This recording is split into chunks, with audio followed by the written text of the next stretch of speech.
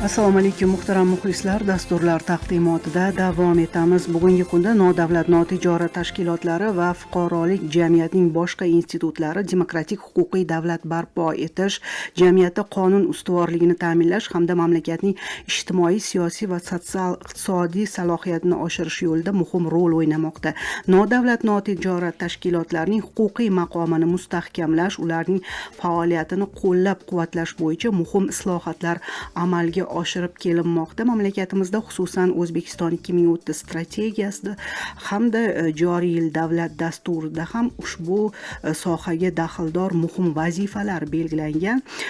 Ularning mahalliy va xalqaro grantlardagi ishtirokini ta'minlash va rolini oshirish borasidagi vazifalar shular jumlasidan. Biz ayni mavzu yuzasidan suhbatlashish uchun bugun studiyamizga O'zbekiston Respublikasi Oliy Majlis huzuridagi fuqarolik jamiyati institutlarini qo'llab-quvvatlash jamoat fondi Toshkent shahar bo'linmasi rahbari Hayotxon Qo'chqarova hamda Toshkent shahar xotin-qizlar tadbirkorligini qo'llab-quvvatlash markazi rahbari Sayyora Jo'rayevalarni taklif etganmiz. Xush kelibsiz.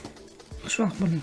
Hayotxon opa, mana so'nggi paytlarda aytib o'tganimizdek, o'sha nodavlat notijorat tashkilotlarining xalqaro hamda mahalliy grantlardagi roli o'sha faolligi oshib boryapti va mana shu grantlar bevosita mamlakatimizdagi har qanday jamiyatdagi umuman muammolarni hal etishda juda ham muhim hisoblanadi. Mana yaqinda start berildi o'sha grant loyihalariga. Keling, avvalambor shu haqdagi ma'lumotlar bilan boshlasak suhbatimizni. Marhamat. Assalomu alaykum, hurmatli tinglovchilar. Avvalambor Nilufarxon juda ham taklif qilganingiz uchun kattakon rahmat. Ayni vaqtda taklif etdi deb o'ylayman. Chunki haqiqatan ham bugungi kunda respublikamiz bo'ylab juda ham katta o'sha nima deydi, grantlarga start berilgan, e'lon qilinib. Avvalambor bitta narsani aytib o'tish kerak. Har bitta yo'nalish yoki har bitta sohani nima deydi, huquqiy normativ bazasi, ya'ni zamiri juda ham asosli bo'lishi kerak. Shundan so'nggina o'sha qanday ish boshlashdan qat'iy nazar o'sha ish o'sha bazaga, o'sha normativ hujjatlarga asoslangan holda nima deydi, maromiga yetkazilib amalga oshiriladi. Juda ham o'zingizga ma'lumki, mana 2024-yil avgust oyida muhtaram yurtboshimiz tomonidan aynan 124-sonli farmon imzolangan. Mazkur farmon asosida mana bugungi kunda faoliyat olib bormoqdamiz va u farmonda juda ham ko'p vazifalar yuklatilgan. Xususan o'sha grantlar borasida yoki o'sha har yili nima deydi, haftaligi o'tkazish bo'yicha va shu bilan birgalikda davlat tashkilotlari bilan nodavlat tashkilotlar ochiq muloqotlarini o'tkazish bo'yicha. Mana barchamizda xabarimiz bor. Oliy Majlis huzuridagi jamoat fondi aynan 22-may oyida, mayda 22-iyunga qadar mana shu butun respublikamiz bo'ylab grantlarni e'lon qilindi navbatdagi. Undan oldin xabaringiz bo'lgan bo'lsa kerak, kelasi 2027-yil moliyaviy yil uchun ijtimoiy buyurtmalar e'lon qilingan edi. Mana hozir ikkinchi bosqich amalga oshirilyapti va aytib o'tamanki, natijalar yaxshi. Yana bitta narsani aytib o'tishim kerak. Aynan Toshkent shahriga urg'u beradigan bo'lsak, har bitta grantni e'lon qilishdan oldin o'sha joylardagi nima deydi, muammolar o'rganiladi. Grantlar maqsadli bo'ladi, umumiy bo'ladi. Men aytib o'tishim kerak, aynan har bitta hududda grantlarda o'sha maqsadli grantlar shakllanadi. Qay tarzda shakllanadi? Ya'ni o'sha hududdagi bor muammolar o'rganiladi. Ijtimoiy yo'nalishdagi muammolar. Bu muammolarni bizni bo'linmalarda o'zlari qilmaydi, o'sha ishchi guruh bilan birgalikda tumanlarga chiqishadi, hududlarga chiqishadi va mazkur hududlarda mahalliy kengash deputatlari bilan bevosita, shu bilan birgalikda hokimliklar bilan, shu bilan birgalikda o'sha mahalla yettiligi bilan birma-bir o'sha deydi, muammolarni o'z yechimini kutayotgan muammolarni o'rganib taklif sifatida kiritiladi.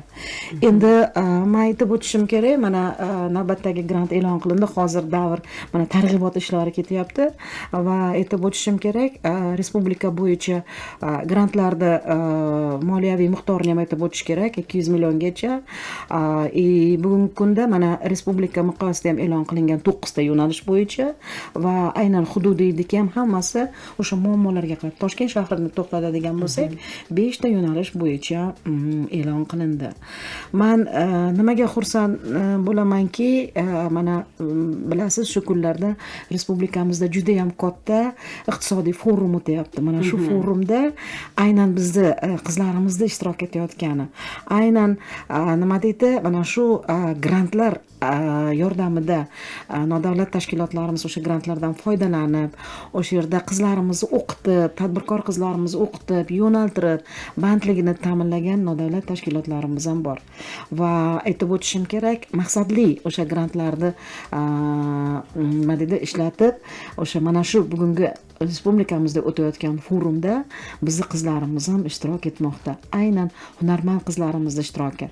Men yuqorida aytib o'tishim kerak, mana bugungi kunda jamoat fondimiz juda ham yaqin tarzda Toshkent shahar tadbirkor xotin-qizlarni qo'llab-quvvatlash tadbirkorlik markazi, mana Sayyoraxon ham shu yerdalar, shular bilan birga juda ham yaqindan ishlayapmiz. Haqiqatan ham 1 yilda ichida juda ham katta ishlar qildik. Endi to'g'ri, grantlarni e'lon qilishi bir tomonlama, lekin yutuqlarimizni ham aytib o'tging keladi inson. Chunki biror bir grantni olishdan oldin uni maqsadi bo'ladi. Shuncha qizlarni yo shuncha xotin-qizlarni o'qitaman, shunchasiga kasb beraman, mana shunchasini ish bilan ta'minlayman deb. Mana 2025-yilda ham juda ham katta yutuqlarimiz bo'lgan. Xalqaro forumlar o'tkazdik. Mana Sayyoraxonda nodavlat notijorat tashkilotlari bilan boshqa qizlarimiz ishtirok etishdi. Men aytib o'tishim kerakki, haqiqatan juda ham katta siljish bor. Siljish bo'lishdan oldin o'sha insonlarda o'zida ham xohish bo'lish kerak. Ya'ni oldiga qo'yilgan maqsad bo'lish kerak. O'shaning uchun moliyalashtirish o'z yo'liga. Shuning uchun men aytmoqchi edimki, o'sha grantlarda ham juda ham katta nima dedi, foydasi. O'shanga ham aytamanki, targ'ibot ishlarida mana kuni kecha ham biz targ'ibot o'tkazdik va ochiq muloqot o'tkazdik. Toshkent shahar hokimligi, Toshkent shahar adliya boshqarmasi bilan birgalikda aynan o'sha grantlarda targ'iboti va nodavlat tashkilotlari bilan ochiq muloqot o'tkazdik. Men aytib o'tamanki, o'sha 5 ta yo'nalish, undan keyin respublika tomonidan e'lon qilingan 9 ta yo'nalish bo'yicha mana shularda bitta tushuntirdik. Men esingizda bo'lsa, Nilfarxon, o'sha gapimni boshida muhtaram yurtboshimiz tomonidan imzolangan 124-son farmonda aytgan edim. O'sha farmonda bevosita bitta bandi bor. Har yili o'sha davlat tashkilotlari, nodavlat tashkilotlari bilan birgalikda ochiq muloqotlar o'tkazish. Bizda ish rejamizda ham yilda bir marotaba emas, har chorakka qo'yganmiz. Bu ochiq muloqotlarni o'tkazishdan nima maqsad? Ya'ni o'sha nodavlat tashkilotlarda fuqarolik jamiyati institutlarining oldida turgan muammolarni, ularda o'sha ish faoliyati davomida qandaydir to'siqlar bo'ladigan bo'lsa, huquqiy tomondanmi yoki bo'lmasa mana soliq bilan bog'liqmi yoki boshqa muammolar bilan bog'liq bo'lsa, aynan ular o'z murojaatlari bilan kelishadi. Mana kuni kecha ham bir necha o'sha nodavlat tashkilotlarimizni qabul qildik, murojaatlar qilishdi va o'z yechimini topgan 3 ta murojaat o'z yechimini topgan bo'lsa, 2 ta murojaatimiz o'sha bevosita yo'naltirildi. Bu ham bo'lsa bizni yutug'imiz.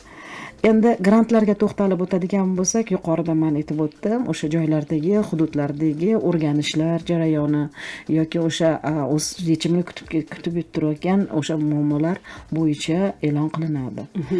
Endi bugungi kunda o'sha xotin-qizlar bandligini ta'minlash nihoyatda muhim masalalardan biri va bilamizki, o'sha Toshkent shahar xotin-qizlar tadbirkorligini qo'llab-quvvatlash markazi tomonidan bu borada juda ham katta ishlar amalga oshirib kelinyapti. Nafaqat u yerda xotin-qizlarga o'sha turli tadbirkorlik sirlari o'rgatilyapti, ular o'sha band qilinyapti, balki ularni xalqaro darajaga chiqishlari bo'yicha ham yaxshi bir natijalar bor. Keling, Sayyor opa, shu haqda bir ma'lumot berib o'tsak, marhamat. Assalomu alaykum, hurmatli tinglovchilar. Bugungi taklifingiz uchun sizga kattakon rahmat deyman. Bizning tashkilotimiz Toshkent shahar xotin-qizlarni qo'llab-quvvatlash markazi xotin-qizlarni har tomonlama tomonlama iqtisodiy, siyosiy, ijtimoiy sohadagi xotin-qizlarni qo'llab-quvvatlagan holatda shu ijtimoiy reyestrda turgan, bandligi ta'minlanmagan, tadbirkorlik qilishni istagi bo'lgan tadbirkorlarni o'qitamiz kasb-hunarga. Bu Oliy Majlis jamoat fondining tashabbusi bilan o'sha moliyalashtiriladi. O'sha moliyalashtirilgan xotin-qizlarimiz mahalla kesimida ular uzoqqa bormagan holatda shu uyda o'tirib kimdir qaynonasi ruxsat bermaydi, oddiy tushuntiradigan bo'lsa, kimdir xo'jayin ruxsat bermaydi. Ularni ham inobatga olgan holatda biz mahallalarda tashkil qildik bu narsani.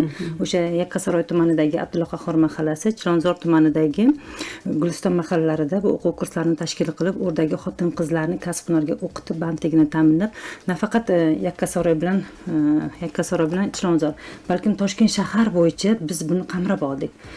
Moliyalashtirgan hududimizdan tashqari biz Toshkent shahrini qamrab oldik. Toshkent shahrini 6 ta tumanlarini ham biriktirib, orada markazlarimiz faoliyatini yurg'izib kelmoqda.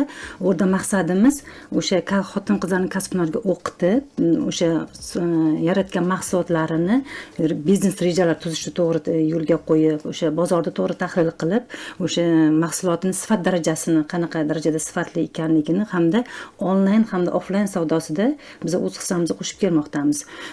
Bu borada biz hozirgi kunda o'sha xalqaro forumlarga olib chiqdik. Haqiqatan o'sha o'qigan qizlarimizni birinchi umuman bandligi ta'minlamagan, tadbirkorlik boshlamagan qizlarni tadbirkor qildik. Ular tadbirkorlik yo'nalishini hamma ko'nikmalarini bergan ekan, ishlab chiqarilgan mahsulotlarini Qozog'iston davlatida xalqaro forumlarda ishtirok etdik. Yaqindagina Xitoy davlatida bo'lib keldik. Xitoy davlatida ham o'sha yaratilgan mahsulotlar bilan ko'rgazmalarda ishtirok etishdi. Qizlarimiz xursand. Mana 3 kundan beri xalqaro investitsiya forumida o'zimiz O'zbekistonda bo'layotgan xalqaro Toshkent investitsiyalar forumida ishtirok etib kelmoqda qizlarimiz. Bu bilan nima demoqchiman? Har bir ayolda talant bor. Ayol kishi o'zi ustida ishlasa, intilsa, rivojlanish o'shanda yaxshi bo'ladi. Oilaviy daromadga ega bo'ladi. Moliyaviy tomonlama, har tomonlama o'zi uchun ham bu yaxshi imkoniyat. Chunki muhtaram prezidentimiz hozir xotin-qizlarga o'sha garovsiz 100 milliongacha hamma nimalarda imtiyozli kreditlar berib kelmoqda. Ulardan to'g'ri foydalangan holatda qizlarimiz tadbirkorlikda o'sha moliyaviy tomonlama qiynalgan tomonlariga bu ko'mak. Bu katta imtiyoz, chunki oldin bilasiz, banklardan kreditlar olish rosa qiyin bo'lgan. O'sha yugur hujjatlari rosa ko'p, lekin hozirgi kunda bilasiz, mahalla kesimida o'sha bank xodimlarini ham mahallalarga tushirib qo'yibdi. O'sha mahallaga kelib murojaat qilsa, xotin-qizlar faolligi o'sha banklarga biriktirib, ularning loyihalarni o'rganib chiqib, biznes rejalarini o'rganib chiqib, o'sha moliyaviy ko'mak berilmoqda. Bundan tashqari Toshkent shahrida hozirgi kunda biz ayollar reabilitatsiya markazida ham o'z faoliyatimizni yurg'izib kelmoqdamiz. Orada oilaviy zo'ravonlikka uchragan ayollarimizni o'sha hayotga qayta hayotni yana rollarida ertaga o'zining kelajagini qanaqa qilib boshqarish bo'yicha psixologiya kurslarimiz, kashtachilik yo'nalishimiz, tikuvchilik yo'nalishimiz, milliy taqinchoq va boshqa yo'nalishlar ham faoliyat ko'rsatib kelmoqdalar. Orada bilasizki, ishlash juda qiyin, lekin birinchi kelgan holatda mana o'tgan kun o'zimiz ham bo'ldik, o'sha o'rtagan tashrif buyurdik. O'sha tashrif jarayonimizda birinchi kundagi kelgan ayollarimiz bilan o'sha sertifikat olayotgan jarayondagi ayollarimizni ko'rsangiz, birinchi kun g'amgin holatdagi ayollarimiz sertifikat olayotganda ko'zlari quvonib, yonib, o'zini ustida ishlab, haqiqatan biznesini yo'lga qo'yib olishdi ular. O'sha qo'yib olgan qizlarimiz dunyo qarashi umuman boshqacha. O'shaning uchun biz har tomonlama xotin-qizlarga ko'mak berib kelmoqdamiz. Hozirgi kunda Toshkent shahar Ichki ishlar boshqarmasi bilan birgalikda hamda Toshkent shahar adliya boshqarmasi bilan birgalikda proyektlarimiz davom etmoqda. Bu borada biz qo'limizdan kelgancha shu ayollarni hayotga, farovon hayot sari ildam qadam tashlash uchun o'z xizmatimizni bajarib kelmoqdamiz. Bugun umuman aholini tashvishga solayotgan muammolar juda ham ko'p. Ayniqsa mana kunigacha o'sha davlatimiz rahbari tomonidan giyohvandlik vositalarini tarqatuvchilarni umuman mana shu jinoyatga qarshi kurash borasida ham juda ham katta bir taqdimot bilan tanishib o'tdilar va bu borada ham ko'plab vazifalarni berdilar. Mana shunday loyihalar ham juda ham muhim. Nilufar xon, gapingizni olaman. Aynan Toshkent shahrida e'lon qilingan loyihalar tarkibida 5-yo'nalish yig'ilishda aynan shu giyohvandlikka qarshi kurash bo'yicha ham nimada mavzu berilgan. Aynan sog'lom turmush tarzi o'sha giyohvandlikka qarshi kurash bo'yicha chora tadbirlar belgilangan. Shunday ekan mana shu jarayonda ham o'sha yoshlar tashkiloti ham mana kuni kecha o'sha targ'ibot tadbiri o'tkazganimizda men xursand bo'lganim, mazkur tadbirda volontyorlarimiz ishtirok etishdi.